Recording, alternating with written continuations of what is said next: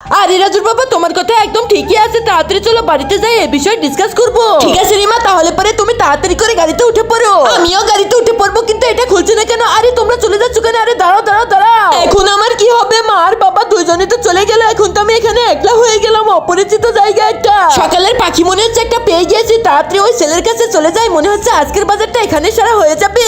আপনি আবার কেডা?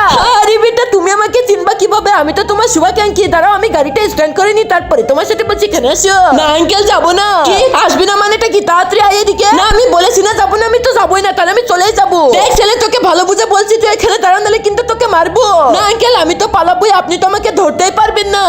একজন মা কতটা আপন হয়, যাদের মা নেই তাদেরকে জিজ্ঞেস করো। তাই আজকে দেখি এই প্রাণের প্রিয় মায়ের জন্য কয়জন লাইক সাবস্ক্রাইব করে দেয়, আর যারা মাকে ভালোবাসে না তারাই ভিডিওটা থেকে দূরে থাকো। তাড়াতাড়ি করে চলে যায়, তাড়াতাড়ি করে যায়। আরে মনে হচ্ছে মা আর বাবা চলে এসেছে।